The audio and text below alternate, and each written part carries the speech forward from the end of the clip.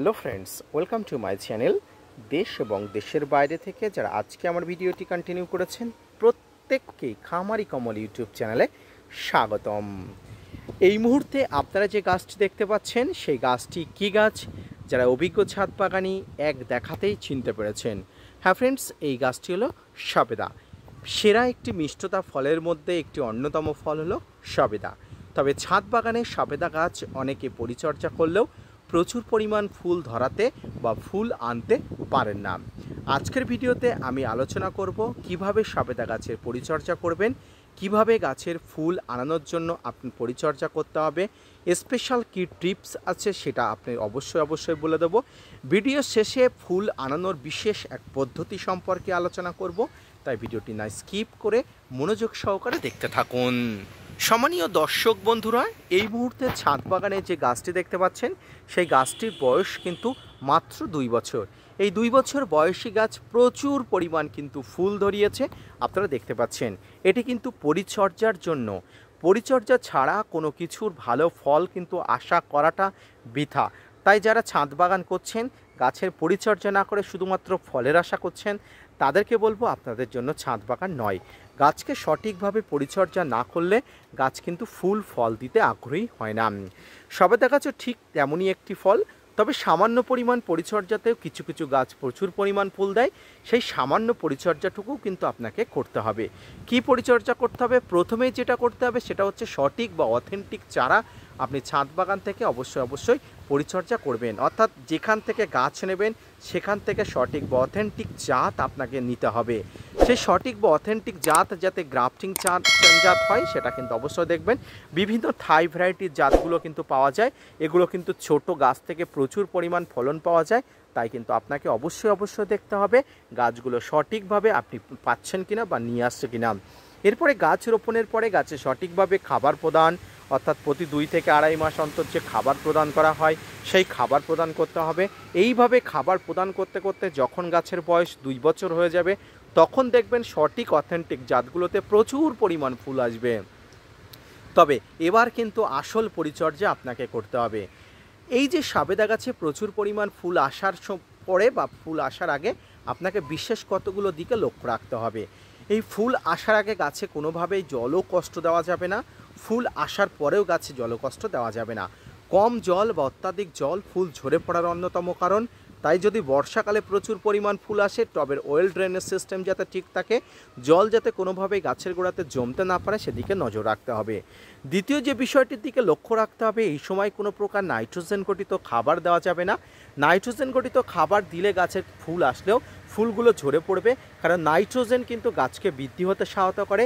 তাই বৃদ্ধির জন্য গাছ এই সময় নয়, এই সময় গাছের বৃদ্ধিকে স্তম্ভিত করে দিয়ে গাছের ফুল ফল নিতে হয়। তাই কিন্তু এই সময় নাইট্রোজেন ঘটিত কোনো খাবার, তরল খাবার বা রাসায়নিক খাবার দেওয়া যাবে না, কোনোভাবেই কিন্তু দেবেন না। যদি দিয়েও ফেলেন সেগুলো কিন্তু বাইরে বার করে দেওয়ার ব্যবস্থাপনা করে দেবেন। তৃতীয় যে বিষয়টি আপনাকে দেখবেন সেটা হচ্ছে এই গাছে ফুল আসার পরে কোনো প্রকার ফাঙ্গাস কীটপতঙ্গর আক্রমণ যাতে গাছে না হয়, তার জন্য কিন্তু আপনাকে অবশ্যই কীটপতঙ্গ নাশক এবং ফাঙ্গিসাইড প্রয়োগ করতে হবে। এই মুহূর্তে আমার গাছের পাতাগুলো দেখতে পাচ্ছেন একদম ফাঙ্গাস যাতে কোনোভাবেই আক্রমণ না করতে পারে তার জন্য কিন্তু ফাঙ্গিসাইড প্রয়োগ করা হয়েছে। প্রতি 7 থেকে 10 দিন অন্তর ফাঙ্গিসাইড প্রয়োগ করবেন। আপনার হাতের কাছে থাকা যে কোনো ধরনের ফাঙ্গিসাইড, আপনার হাতের কাছে যে কোনো ধরনের ফাঙ্গিসাইড থাকলে সেটি কিন্তু স্প্রে করতে পারেন।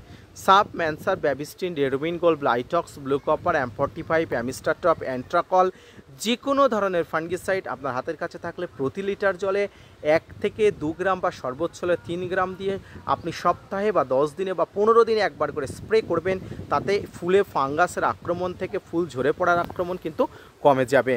এবার আসি ড্রাগন গাছে, ক্ষমা করবেন, সবেদা গাছে ফুল আসলে আপনার যেটা করতে হবে সেটা হচ্ছে মাইক্রোনিউট্রিয়েন্ট বা অনুখাদ্যের অভাব।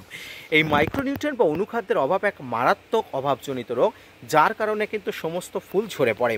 এই ফুলগুলো যাতে ঝরে না পড়ে তার জন্য কিন্তু মাইক্রোনিউট্রিয়েন্ট বা অনুখাদ্য প্রয়োগ করতে হবে। আর এই মাইক্রোনিউট্রিয়েন্ট বা অনুখাদ্য কি? এই মাইক্রোনিউট্রিয়েন্ট বা অনুখাদ্য হলো বোরন। এই বোরন কিন্তু প্রচুর পরিমাণ গাছে প্রয়োগ করতে হবে, তবে মাত্রা অতিরিক্ত নয়। আপনি সপ্তাহে একবার করে প্রয়োগ করবেন। 1 থেকে 1.5 গ্রাম 1 লিটার জলে দিয়ে এই ধরনের ফুল আসা গাছগুলোতে ভালো করে স্নান করে দেওয়ার মতো অবশ্যই ধুয়ে দেবেন। তাহলে দেখবেন এই যে ফুলগুলো আসছে, ফলগুলো হচ্ছে, কোনোভাবেই মাইক্রোনিউট্রিয়েন্টের অভাবে ঝরে পড়বে না, ফল ফেটে পড়বে না, বা ফলগুলো ঝরে পড়ার মতো সমস্যার মধ্যে আপনি পড়বেন না। এইভাবে পরিচর্যা করার মধ্য দিয়ে আপনার ছাদ বাগানে গাছে প্রচুর পরিমাণ সবেদা ধরবে, প্রচুর পরিমাণ ফল পাবেন এবং প্রচুর পরিমাণ কিন্তু গাছ বৃদ্ধি হয়ে উঠবে। এবার আমি বলেছিলাম ভিডিও শেষে বলবো যে কিভাবে বেশি বেশি ফুল আনা যায়। দেখুন, যদি স্বাভাবিক নিয়মে অর্থাৎ ন্যাচারালভাবে গাছে প্রচুর পরিমাণ ফুল আসে, তাহলে কিন্তু গাছে কোনোভাবেই কোনো কিছু প্রয়োগ করার দরকার নেই। তবে গাছে যদি ফুল না আসে, অল্প অল্প ফুল আসে, আপনি বুস্টার প্রয়োগ করবেন, অর্থাৎ গাছকে প্রচুর পরিমাণ ফুল আনানোর জন্য যে পদ্ধতি প্রয়োগ করবেন। এই পদ্ধতির মধ্যে বিভিন্ন ধরনের পদ্ধতি আছে, বিভিন্ন ধরনের পিজিআর আছে, তবে কোনো পিজিআর প্রয়োগ করার দরকার নেই, শুধুমাত্র booster 2, I repeat again, booster 2 প্রয়োগ করবেন। এতে দেখবেন 15 দিনে আপনি ফলাফল পেয়ে যাবেন, তবে গাছটি যদি ম্যাচিউরিটি এসে থাকে। সম্মানীয় দর্শক শ্রোতা বন্ধুরা, এবারে গাছে ফুল আসলে গাছের ফুল ঝরে পড়ার প্রবণতা অনেক অংশে কমে যাবে, বা ফুল ঝরে পড়ে গেলে আপনি হ্যান্ড পলিনেশন পদ্ধতি করবেন। হ্যান্ড পলিনেশন কি?